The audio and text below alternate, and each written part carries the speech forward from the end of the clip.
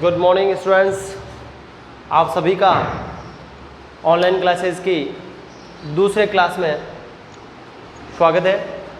आज की class start करने से पहले अपन कल के मैंने कुछ न्यूमेरिकल क्वेश्चंस आपको दिए थे, होप रखता हूँ कि आप सबने सॉल्व किए होंगे। उनका सॉल्यूशन अपन करेंगे, देन अपन आज की क्लास को कंटिन्यू करेंगे। कल के दो क्वेश्चन मैंने दिए थे, सबने नोटिस किया था कि अपने पास दो चार्ज थे Q1 एंड Q2, दोनों के बीच की डिस्टेंस कितनी थी? R थी। कितनी थी? R। अब मैंने ये चीज़ बताई थी, इनके बीच में लगने वाले मिनिमम फोर्स की वैल्यू, यही क्वेश्चन था। एफ मिनिमम अपन को क्या करना है? फाइंड आउट करना था। लेकिन इस Q की वैल्यू अपन को क्या नहीं था? Q की वैल्यू पता नहीं थी और मिनिमम वैल्यू फाइंड आउट करनी। मिनिमम का मतलब जीरो मैंने पहले ही मना कर दिया था कि जीरो, यदि क्वेश्चन चार्ज की वैल्यू जीरो, इट मीन्स क्या? क्वेश्चन बनता ही नहीं है, तो जीरो वाला कोई क्वेश्चन नहीं होता। तो अपन देखते हैं कि Q की वैल्यू मिनिमम से मिनिमम क्या हो सकती है, चार्ज की वैल्यू कम से कम क्या हो सकती है। तो अपन ने देखा था कि सबसे छोटा चार्ज क्या होता है? इलेक्ट्रॉन होता है। क्या होता है? इलेक्ट्रॉन। तो इलेक्ट्रॉन चार्ज सबसे छोटा होता है। इधर सामने भी सबसे छोटा चार्ज कौन सा होगा? इलेक्ट्रॉन होगा। क्या होगा? इलेक्ट्रॉन। तो दोनों इलेक्ट्रॉनों के बीच में, क्योंकि चार्ज अपन को पता लगने वाला फोर्स की वैल्यू है वो चार्ज के मैग्नीट्यूड के प्रोपोर्शनल होती है, ये अपन को गुलाम जी ने बताया था। तो यहाँ पे इलेक्ट्रॉन है वो क्या? सबसे छोटा चार्ज है। जब छोटा चार्ज होगा तो छोटे चार्ज के बीच में फोर्स भी क्या होगा? छोटा होगा। तो दोनों जगह इलेक्ट्रॉन होंगे। अपने पास फॉर्मूला F इक्वल टू क्या था? KQ1 Q2 upon R square. F equal to क्या हो जाएगा? KE इंटू E क्या हो जाएगा? E square upon R square. ये अपने कल के क्वेश्चन का आंसर था। ये काफ़ी लोगों ने सही किया भी होगा। सेकंड क्वेश्चन ये था कि सेकंड क्वेश्चन क्या था कि सेकंड क्वेश्चन ये था कि दो चार्ज थे, 2 कूलम 4 कूलम, इसका मैग्नीट्यूड इसका मास 2 kg था, इसका मास कितना था? 4 kg। दोनों के बीच की डिस्टेंस R थी। t टाइम पे अपन ने देखा कि इसकी स्पीड है वो क्या है? 20 मीटर पर सेकेंड। और अपन को पूछा गया था कि इसकी स्पीड तुम लोगों को फाइंड आउट करनी है, इसकी वेलोसिटी फाइंड आउट करनी है। तो इसकी फाइंड आउट करने के लिए अपन देखेंगे कि कुछ दिमाग लगाओ कि ये दोनों फोर्सेज है, दोनों चार्ज के बीच में कुछ फोर्स लग रहा है। तो बताओ इसके बीच में नेट फोर्स की वैल्यू क्या होगी? जीरो होगी। क्या किसी एक चार्ज के लिए जीरो होगी या दोनों की नेट जीरो होगी? नेट जीरो होगा। तो नेट जीरो हो जाएगा, 4 जीरो हो जाएगा। तो पीछे क्या इसमें कंजर्व क्या रहेगा? मोमेंटम। तो मोमेंटम के लिए अपन देख लो, P I is equal to P F. Initial momentum क्या था? जीरो। तो इनिशियल मोमेंटम जीरो हो जाएगा। पी फाइनल क्या है? फाइनल मोमेंटम के लिए अपन देखो, इसके लिए कितना हो जाएगा? क्या हो जाएगा? 4 इंटू 20। और इसके लिए क्या हो जाएगा? इसकी वैल्यू तो जीरो है। इसके लिए क्या हो जाएगा? 2 kg plus 2 kg into V, यही होगा। तो अब बताओ 4 इंटू 20 क्या हो जाएगा? 80 प्लस 2 इंटू वी क्या हो जाएगा भाई? v इक्वल टू क्या आ जाएगा? 80 अपॉन 2, माइनस का इधर आ जाएगा ना, v इक्वल टू क्या हो जाएगा? 40 मीटर पर सेकेंड। ये क्या है? माइनस मतलब ऑपोजिट डायरेक्शन है, माइनस आ गया इधर ऑपोजिट डायरेक्शन। क्या इसकी स्पीड क्या होगी? वो होगी क्या? 40 मीटर पर सेकेंड। ये दोनों क्वेश्चन थे, इनके आंसर थे। आपने सॉल्व किए होंगे, नहीं किए तो आराम से इनको देखिएगा। आज जो अपनी क्लास स्टार्ट हो रही है वो कल तक अपन ने जो पढ़ा था, एक बार वापस आपको थोड़ा सा रिव्यू दिखाते हैं कि कल अपन ने चार्ज के बारे में पढ़ा था, चार्ज की प्रॉपर्टीज पढ़ी थी। उसके बाद में चार्ज के बीच में लगने वाले फोर्स की वैल्यू फाइंड आउट करने के लिए अपन ने क्या पढ़ा था? कूलम्ब्स लॉ पढ़ा था। कूलम्ब्स लॉ के कुछ इंपॉर्टेंट पॉइंट पढ़े थे। कूलम्ब ने बताया था कि चार्ज जितना ज़्यादा होगा फोर्स उतना ज़्यादा लगेगा। चार्ज ने बताया कि ये वैक्यूम के अंदर लगने वाला फोर्स क्या होता है? सबसे ज़्यादा होता है। डाइलेक्ट्रिक मीडियम में इसकी वैल्यू घट जाएगी। और कंडक्टर की प्रेजेंस के अंदर इनके बीच में लगने वाला फोर्स कितना रहता है? जीरो रहता है। ये सारी चीज़ अपन ने कल पढ़ी थी। इसके बाद में अपन ने पढ़ा था डाइलेक्ट्रिक कांस्टेंट और रिलेटिव परमिटिविटी। रिलेटिव परमिटिविटी की वैल्यू भी अपन ने फाइंड आउट करी थी। इसका फॉर्मूला आया था epsilon R equal to epsilon upon epsilon naught. ये अपना रिलेटिव परमिटिविटी आया था। यहाँ तक की कहानी कल चली थी। इसके बाद की कहानी आज स्टार्ट हो रही है कि अपन ने देखा कि दो चार्ज के बीच में फोर्स लग रहा है। अपन ने कितने चार्ज देखे? 2। यदि ये 2 चार्ज से ज़्यादा चार्ज होंगे, 3 चार्ज हो जाएंगे, 4 हो जाएंगे, 25 हो जाएंगे, 50 हो जाएंगे, तो क्या चीज़ होगी उसका अपन आज क्या कर रहे हैं? फाइंड आउट कर रहेंगे। तो हेडिंग डालेंगे आज की न्यू हेडिंग है वो क्या है, वो है force between multiple charges, force between multiple charges और सुपरपोजिशन प्रिंसिपल, और superposition principle, force between multiple charges और सुपरपोजिशन प्रिंसिपल। इट मीन्स ये हुआ कि यहाँ पे दो से ज़्यादा चार्ज है, दो से ज़्यादा चार्ज है। छोटी सी एक कहानी के माध्यम से अपन समझेंगे कि ये दो चार्ज है, ये दो क्या है, चार्ज Q1 एंड Q2, ये मान लिया प्लस है और ये क्या है, मान लिया माइनस है। तो बताओ इनके बीच में कैसा फोर्स लगेगा, दोस्ती वाला फोर्स लगेगा। इनके बीच में अच्छे से दोस्ती चल रही है, मान लिया पॉजिटिव नेगेटिव किसी की कोई दिक्कत वाली बात नहीं थी, इनके अच्छे से दोस्ती चल रही थी, और इनकी दोस्ती के बीच में एक तीसरा चार्ज आ गया। तीसरा क्या आ गया, चार्ज Q3 आ गया। Q3 आ गया, वो किसका दोस्त है, वो इसका दोस्त है। किसका दोस्त है, मान लिया ये भी माइनस है, इसका दोस्त है। तो क्या इसके बीच में जो फोर्स लगेगा, इसके आने के बाद ये बताओ क्या इनके बीच का जो Q1 और Q2 के बीच के लगने वाले फोर्स की वैल्यू में कुछ अंतर आएगा या इनकी दोस्ती पे कुछ फर्क पड़ेगा, ये सोचने वाली बात है। देखो वापस रिपीट कर रहा हूँ, Q1 और Q2 दो चार्ज थे, Q1 एंड Q2 दो चार्ज थे, इनके बीच में अच्छे से दोस्ती थी। इनकी दोस्ती के बीच में तीसरा चार्ज Q3 आ गया। क्या आ गया, Q3। इनके बीच में भी दोस्ती हो गई, तो इनके बीच में दोस्ती होगी वो तो ठीक है, लेकिन क्या इनकी दोस्ती की वजह से Q1 और Q2 की दोस्ती में कोई प्रभाव पड़ेगा, कोई इफेक्ट पड़ेगा, ये अपन को समझने वाली चीज़ है। तो मैं तुम्हें बता दूं कि इनके बीच में कोई भी प्रभाव, कोई भी इफेक्ट नहीं पड़ेगा। इनकी दोस्ती जैसे है वैसी की वैसी रहेगी। ये तुम लोगों को माइंड में रखना है कि किसी दो चार्ज के बीच में लगने वाला फोर्स उसके पास में आने वाले तीसरे चार्ज के ऊपर कोई डिपेंड नहीं करता है, ये याद रखने वाली बात है अपने लिए। तो इसके लिए अपन आगे बढ़ेंगे आज, वो ये है मल्टीपल चार्जेस का। तो मैं एक कोऑर्डिनेट ले रहा हूँ x, y एंड z। ये मैंने x, y, z एक कोऑर्डिनेट ले लिया। इसके अंदर मैंने एक चार्ज रखा Q1, जिसकी डिस्टेंस यहाँ से क्या है भाई, R1। क्लियर है। एक चार्ज मैंने यहाँ रखा Q2, क्या रखा, जिसकी डिस्टेंस क्या है, R2। एक चार्ज ऐसे से बहुत सारे चार्ज रखे, एक मैंने यहाँ टेस्ट चार्ज रखा जिस पे मेरे को क्या करना है, जिसके ऊपर मेरे को फाइंड आउट करना है कि इसके ऊपर टोटल फोर्स कितना लग रहा है, रिजल्टेंट फोर्स कितना लग रहा है, वो फाइंड आउट करना है। ऐसे Q1, Q3, Q2, Q3, Q4, Qn तक बहुत सारे चार्ज है। यहाँ मैंने लिख दिया Qn, क्या लिख दिया, Qn, जिसकी डिस्टेंस क्या है, Rn है, इसकी R0। ये कोई दिक्कत वाली बात नहीं है। तो इसके अंदर बताओ इसके ऊपर लगने वाला फोर्स, किसके ऊपर लगने वाला फोर्स, इसके ऊपर लगने वाला फोर्स, इसके ऊपर लगने वाला फोर्स, ये लगने वाला फोर्स, ये वाला F है तो F01 फोर्स, ये कौन सा है, F0n फोर्स, और ये वाला कौन सा है, F02 फोर्स। इसके ऊपर अपन को क्या करना है, रिजल्टेंट फाइंड आउट करना है। F0 की वैल्यू क्या करनी है, अपन को फाइंड आउट करनी है। तो चीज़ पहले ध्यान रखना कि इसके ऊपर लगने वाला, इसके कारण लगने वाला फोर्स इस ड्यू टू Q1 चार्ज, ये ध्यान रखना। इनके बीच में लगेगा तो बाकी वाले चार्ज का कोई इफेक्ट नहीं रहेगा, इसके कारण इस पर लगेगा तो इनका कोई इफेक्ट नहीं रहेगा, इसके कारण इस पर लगेगा तो बाकी वाले कोई इफेक्ट नहीं रहेगा। ये चीज़ मैंने पहले ही क्लियर कर रखी है। तो अब बताओ Q0 पर जो टेस्ट चार्ज है, Q0 पर रिजल्टेंट फोर्स है वो F0 है, उसकी वैल्यू कितनी होगी।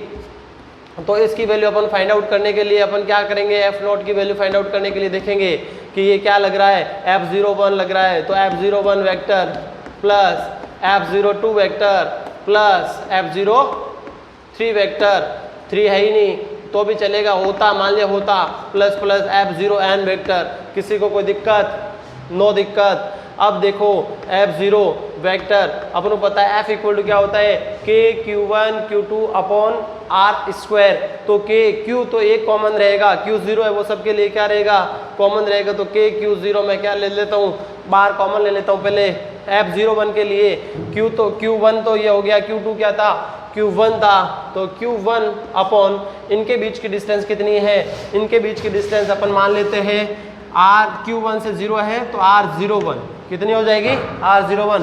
यहाँ से यहाँ तक की डिस्टेंस अपन क्या लेंगे, R02, R01, R02, और यहाँ से यहाँ तक क्या लेंगे, R0n। इसमें किसी को कोई दिक्कत वाली बात नहीं होनी चाहिए।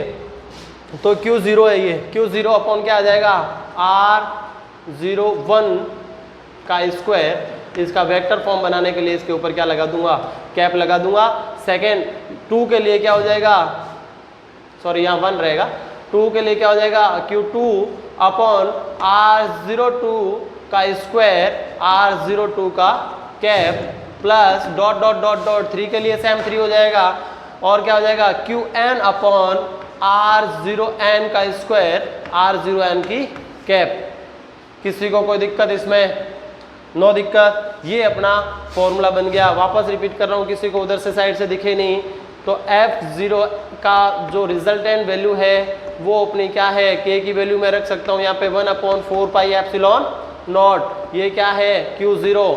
इसके बाद में क्या आ गया, Q1 अपॉन R01 का स्क्वायर प्लस R01 का cap plus Q2 upon R02 का स्क्वायर, R02 का cap plus dot dot dot dot Qn upon R0n का स्क्वायर, R0n की कैप। ये अपना क्या है, रिजल्टेंट फोर्स है। ये अपना क्या है, रिजल्टेंट फोर्स है, जिसकी वैल्यू अपन ने पता करी है कि इस Q0 पर लगने वाला सभी चार्जों के कारण लगने वाला फोर्स कितना होगा, वो इतना होगा। कितना होगा, इतना होगा।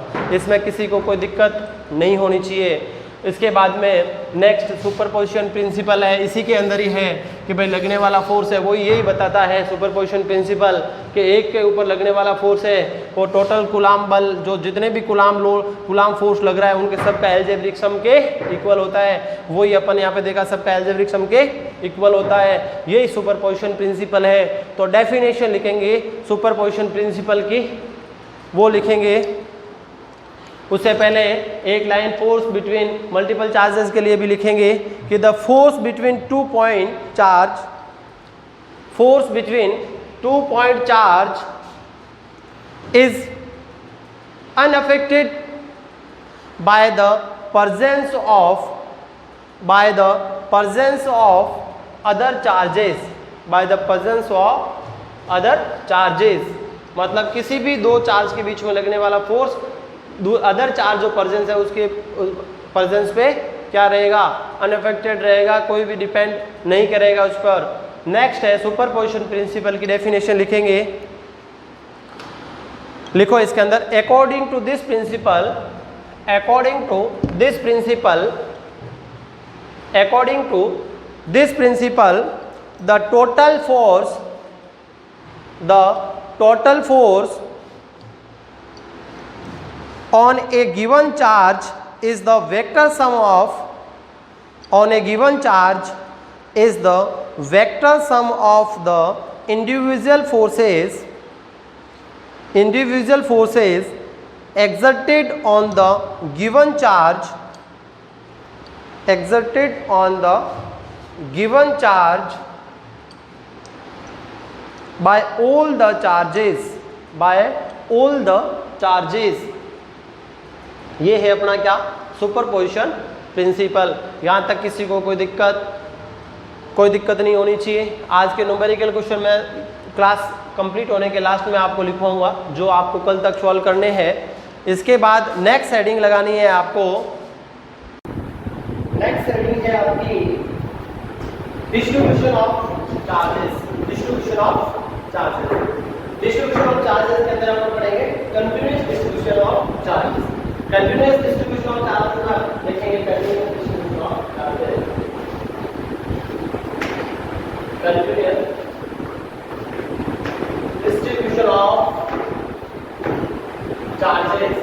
कंटीन्यूअस डिस्ट्रीब्यूशन ऑफ चार्जेस का मतलब ये हुआ कि चार्ज का ऐसा डिस्ट्रीब्यूशन जिसमें चार्ज बिल्कुल चार्ज के पास हो, दोनों चार्ज के बीच में बिल्कुल भी गैप नहीं हो, बिल्कुल क्लोज हो, ऐसे डिस्ट्रीब्यूशन चार्ज डिस्ट्रीब्यूशन को हम क्या कहेंगे, continuous distribution of charges.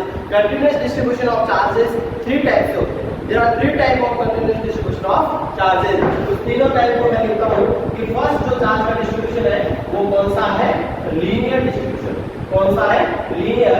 Second है वो है सरफेस चार्ज डिस्ट्रीब्यूशन। कौन सा है, सरफेस चार्ज डिस्ट्रीब्यूशन। और थर्ड है वो है volume charge distribution. Volume charge distribution, ये थ्री टाइप के डिस्ट्रीब्यूशन है चार्जेस के। उससे पहले अपन लिखेंगे पहले कंटिन्यूअस डिस्ट्रीब्यूशन ऑफ चार्जेस क्या होता है, उसकी डेफिनेशन लिखेंगे कि लिखो when charges are so close that they can be considered to be distribution continuously. When charges are so close that they be considered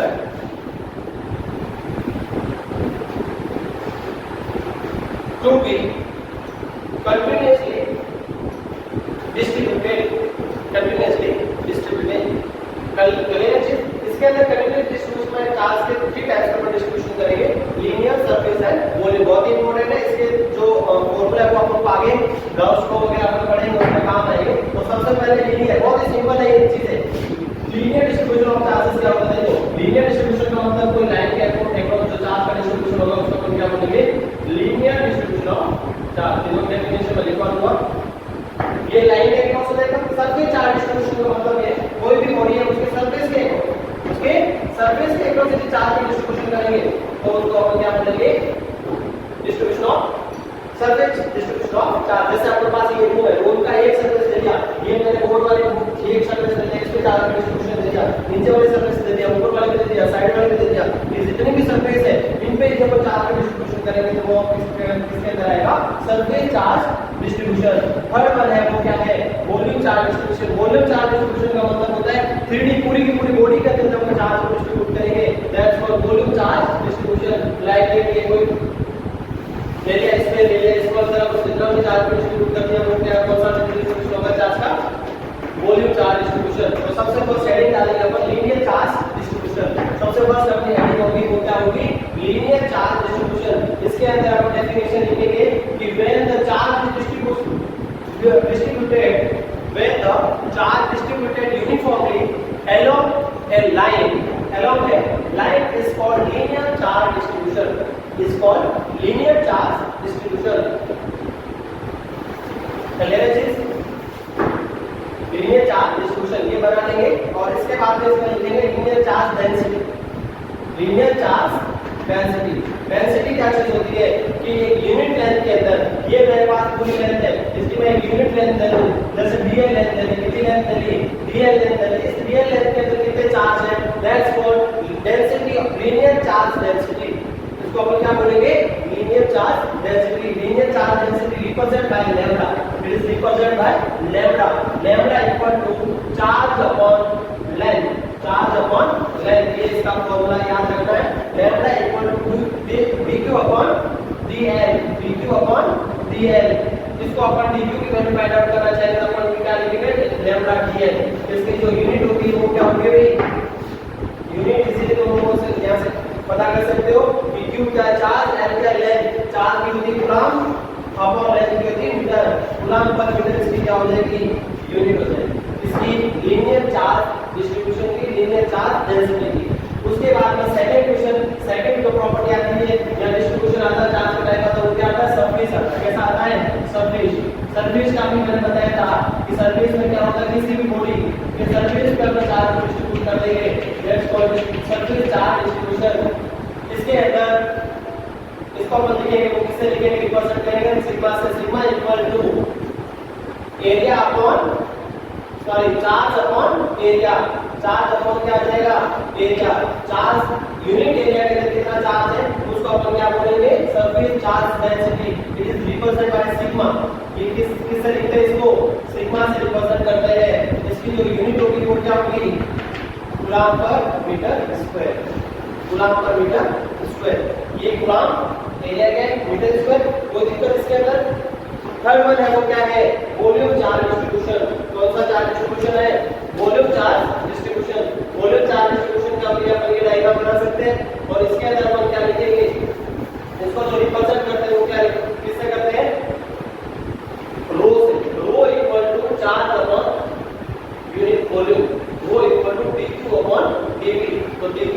start करेंगे वो क्या हो जाएगी रो डी। इसमें किसी को कोई दिक्कत नहीं होनी चाहिए, बहुत सिंपल सा टॉपिक है। चार्ज है वो क्या होगा, इसकी यूनिट होगी वो क्या हो जाएगी कूलम पर मीटर क्यूब। इसकी यूनिट हो जाएगी वो क्या हो जाएगी कूलम पर मीटर क्यूब। ये अपना क्या है volume charge density. Linear charge density lambda से लिखेंगे, सरफेस चार्ज डेंसिटी को सिग्मा से लिखेंगे और वॉल्यूम चार्ज डेंसिटी को रो से लिखेंगे। ये तीनों की तीनों प्रॉपर्टी को ध्यान होनी चाहिए, आगे अपने लिए बहुत ही काम आने वाली चीज है। यहाँ तक कि कहानी समाप्त होने के बाद में बहुत ही इंपॉर्टेंट कहानी स्टार्ट हो रही है। बहुत ही इंपॉर्टेंट कहानी मतलब तुम्हारा इलेक्ट्रोस्टैटिक्स जो रियल इलेक्ट्रोस्टैटिक्स है वो अपन स्टार्ट करेंगे, इलेक्ट्रिक फील्ड पढ़ेंगे। उससे पहले तुम्हें एक ऐसी चीज ध्यान होनी चाहिए कि जो बॉडी आप लोग देखते हैं क्लोज बॉडी और ओपन बॉडी, कितने लोग जानते हैं कि क्लोज बॉडी क्या होती है और ओपन बॉडी क्या होती है? ये वैसी चीज है, मैं तुम्हें बता रहा कि एक ओपन बॉडी है और एक क्लोज बॉडी है। ओपन बॉडी और क्लोज बॉडी दोनों साइड मैंने ये बना दिया, ये गोला बना दिया। ये क्या है वो क्या है, ये क्लोज बॉडी है वो ओपन बॉडी है, कैसे पता चला? जैसे अपन सर्कल की बात करते हैं, ये क्या है सर्कल और ये क्या है स्फीयर। सर्कल और स्फीयर में तुम लोगों ने देखा होगा कि सर्कल होता वो कैसी बॉडी होती है, ओपन बॉडी होती है, लेकिन स्फीयर होती है वो कैसी बॉडी होती है, क्लोज बॉडी होती है। याद रखना। जैसे तुम लोगों ने रेक्टेंगल बना दिया, स्क्वायर बना दिया, ये सारी कैसी चीज है, रेक्टेंगल है, स्क्वायर है, ये सारी चीजें वो कैसी बॉडी है, ओपन बॉडी है। लेकिन इसकी जगह आप क्यूब और क्यूबॉइड बनाएंगे, क्यूब और क्यूबॉइड बनाएंगे वो कैसी बॉडी हो जाएगी, वो क्लोज बॉडी होगी। ये चीज ध्यान रखना है तुम्हें, बहुत ही इंपॉर्टेंट चीज है ये कि ओपन बॉडी कैसी होती है और क्लोज बॉडी कैसी होती है। ये सारी ओपन बॉडी में आती है, ये सारे के सारे की बातें क्लोज बॉडी में आते हैं। नेक्स्ट अपनी हेडिंग है वो क्या है, इलेक्ट्रिक फील्ड। नेक्स्ट हेडिंग डालेंगे इलेक्ट्रिक फील्ड, बहुत ही इंपॉर्टेंट हेडिंग है ये इलेक्ट्रिक फील्ड। इलेक्ट्रिक फील्ड क्या चीज होती है? इलेक्ट्रिक फील्ड अपने ये ध्यान रखना कि इलेक्ट्रिक फील्ड बहुत ही अपने डेली लाइफ के अंदर बहुत ही इंपॉर्टेंस रखता है इलेक्ट्रिक फील्ड। इलेक्ट्रिक फील्ड के बारे में सबसे पहले जो अपन लोग बताया था वो बताया था फेराडेज ने। किसने बताया था? फेराडेज ने बताया था। ये याद रखना आपको कि फेराडे ने आपको सबसे पहले इसके बारे में बताया। और ये एक वेक्टर क्वांटिटी है। कैसी क्वांटिटी है? वेक्टर क्वांटिटी है। और इसको अपन किससे रिप्रेजेंट करते हैं? ई से रिप्रेजेंट करते हैं। किससे रिप्रेजेंट करते हैं? इलेक्ट्रिक फील्ड को ई से रिप्रेजेंट करते हैं। इलेक्ट्रिक फील्ड क्या होता है अच्छे से पहले समझेंगे कि जैसे मेरे पास कोई ये फील्ड आया किसी चार्ज के अराउंड में, किसके अराउंड में? एक चार्ज के अराउंड में एक फील्ड बना हुआ है। इस फील्ड में बना हुआ नहीं बना हुआ को अपन देखने से तो इसको पता लगा नहीं सकते, लेकिन जैसे ही ये चार्ज है इसको अपन को पता लगाना है कि ये इलेक्ट्रिक फील्ड है या नहीं है। तो मैं सबसे पहले क्या करता हूँ, एक दूसरा चार्ज लेता हूँ, उसको मैं एक धागे से बांध देता हूँ मान लिया, और इसको फ्रीडम यहाँ से मैं कहाँ लेके जा रहा हूँ? इसके अंदर लेके जा रहा हूँ। तो जैसे ही मैं इसके अंदर लेके जाऊँगा, इसके इस फील्ड के अंदर मैं एंटर करूंगा, तो इसके ऊपर एक फोर्स लगेगा, चाहे वो अट्रैक्शन टाइप का हो सकता है, चाहे वो रिपल्सन टाइप का हो सकता है। जैसे ही अपन एंटर करेंगे इसके ऊपर अट्रैक्शन और रिपल्सन एक टाइप का फोर्स यदि एक्सपीरियंस हो रहा है, दैट्स कॉल्ड इलेक्ट्रिक फील्ड। इसके अराउंड जो बनने वाला फील्ड है उसको अपन क्या बोलेंगे? इलेक्ट्रिक फील्ड बोलेंगे। यदि इसके ऊपर ऐसा फोर्स नहीं लग रहा है, इट मींस इसके अराउंड में कोई ऐसा फोर्स, ऐसा फील्ड नहीं बना हुआ है। जैसे अपन ने ये क्लासरूम को मान लिया कि क्लासरूम में क्या है? इलेक्ट्रिक फील्ड है। तो इसके अंदर अपन को फील्ड है या नहीं है इसको पता लगाने के लिए अपन क्या करेंगे कि बाहर से अपन दरवाजे से किसी को एक चार्ज को अपन पकड़ के धागे से ऐसे लाएंगे। जैसे ही अपन गेट के अंदर पर एंटर करेंगे, यदि वो चार्ज ऐसे इधर से इधर आ जाता है या इधर से उधर चला जाता है, इट मींस रूम के अंदर क्या बना हुआ है? इलेक्ट्रिक फील्ड बना हुआ है। क्यों ऐसा हो रहा है? क्योंकि एक चार्ज है उसके आसपास एक फील्ड बन गया, दूसरा चार्ज है उसके आसपास भी तो एक फील्ड बनेगा, एक फील्ड दूसरे फील्ड के अंदर जाएगा। एक ही टाइप के होंगे तो रिपेल करेंगे, यदि डिफरेंट टाइप के अनलाइक चार्ज होंगे तो वो क्या हो जाएंगे? अट्रैक्ट हो जाएंगे। इट मींस इसके चार्ज के अराउंड में जो बनने वाले फील्ड को अपन क्या बोलेंगे? इलेक्ट्रिक फील्ड बोलेंगे। इसकी डेफिनेशन लिखेंगे इलेक्ट्रिक फील्ड की, दो लाइनें लिखेंगे कि if an electric charge is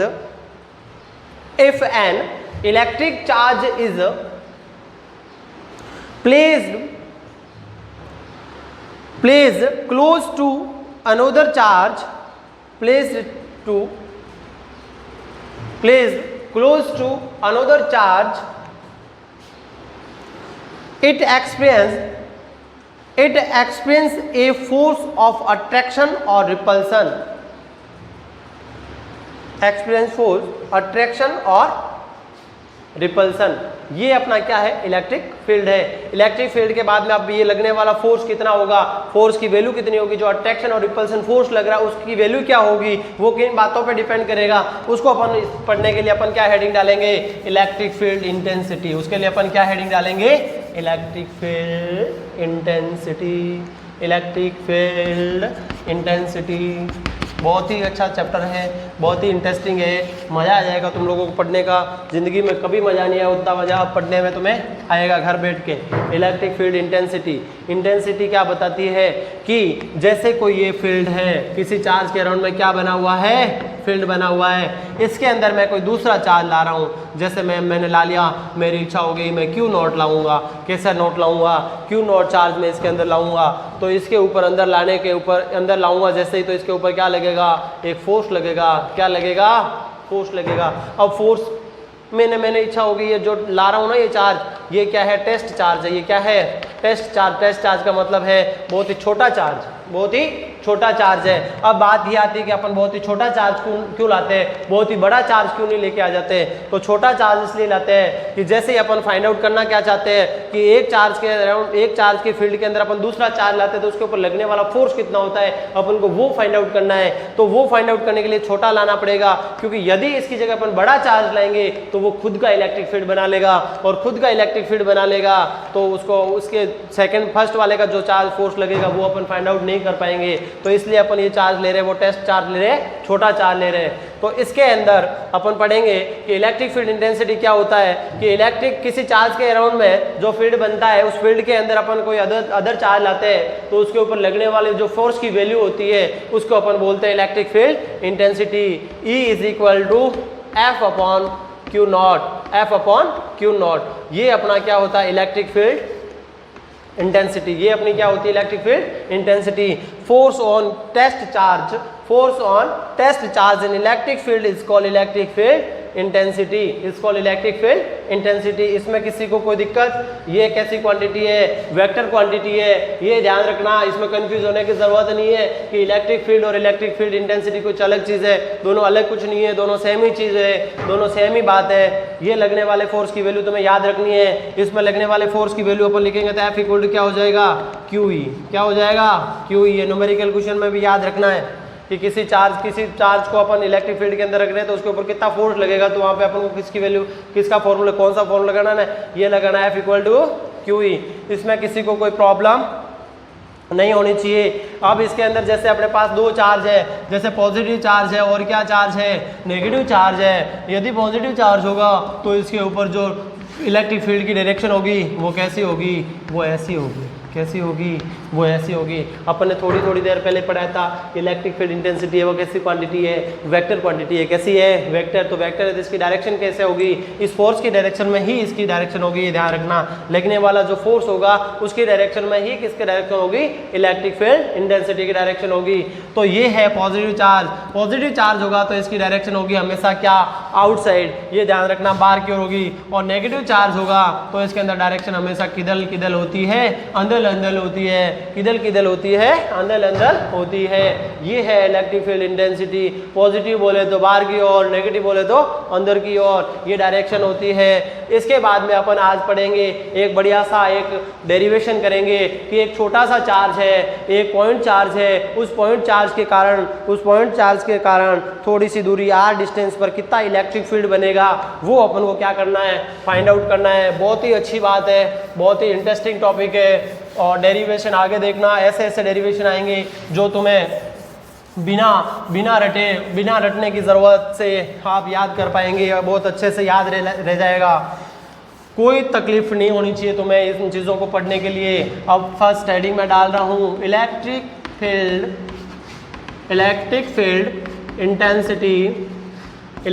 intensity due two point charge. एक छोटा सा पॉइंट चार्ज है, उसके कारण electric field intensity find out करना चाहते हैं। मान लिया कि ये छोटा सा चार्ज है Q। कैसा चार्ज है, Q क्यू चार्ज है, इधर से मैं इधर चला, किधर चला, इधर चला, इधर चलने पर मेरे को एक पॉइंट मिला, क्या मिला, पी पॉइंट मिला। वो यहाँ से कितनी डिस्टेंस पे, आर डिस्टेंस पे, कितनी डिस्टेंस पे, आर डिस्टेंस पे हमको क्या फाइंड आउट करना है, इलेक्ट्रिक फील्ड फाइंड आउट करना है। क्या फाइंड आउट करना है, इलेक्ट्रिक फील्ड।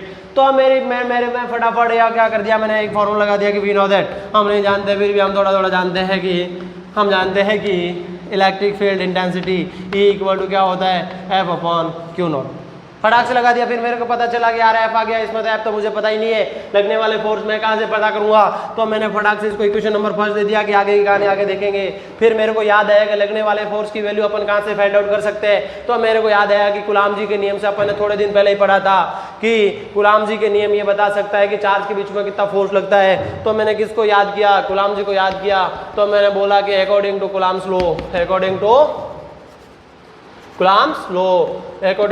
लॉ पता चला, कूलाम जी ने बताया कि भाई F equal to KQ1 Q2 upon R, इसको लगा दे, तेरा कल्याण हो जाएगा। तो मैंने F equal to KQ1 Q2 upon R इसको लगा दिया। जैसे ही मैंने ये लगाया तो मुझे पता चला कि मुझे ये पता चला कि ये Q2 है, ये क्या है, Q2 है। ये Q1 की जगह तो मैंने Q लगा दिया, लेकिन Q2 की जगह मेरे पास कुछ था ही नहीं। तो वापस मैं संकट में पड़ गया। मैंने ऊपर वाले को याद किया कि अब क्या किया जाए।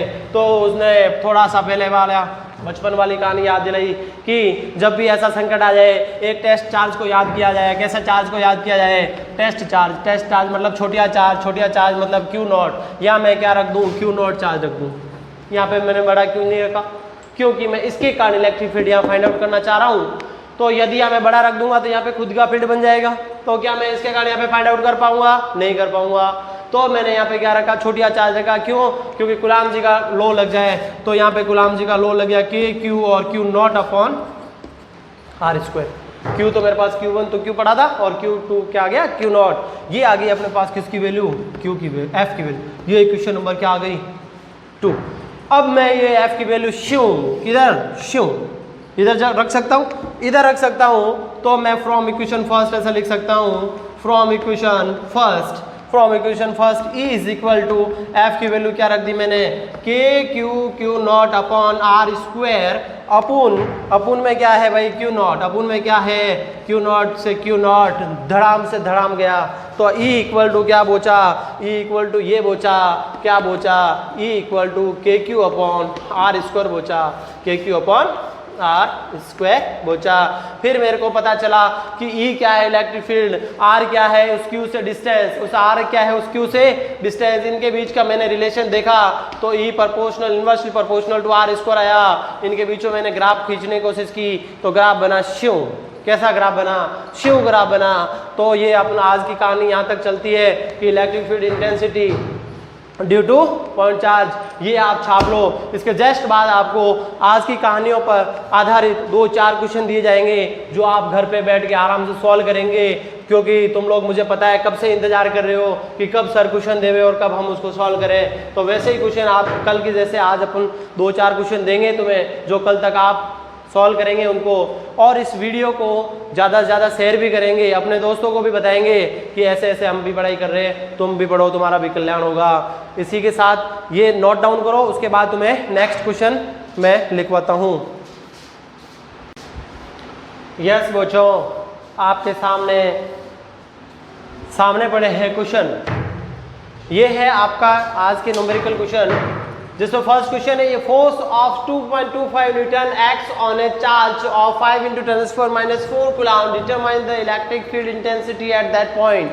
आपको इलेक्ट्रिक फील्ड इंटेंसिटी E की वैल्यू फाइंड आउट करनी है। आपको चार्ज की वैल्यू दे रखी है और फोर्स की वैल्यू दे रखी है। उसके बाद में 2 point charges 9 electron and E electron are at distance R, where should the third point charge Q be in equilibrium। Third charge आप कहाँ रखोगे वो फाइंड आउट करना है।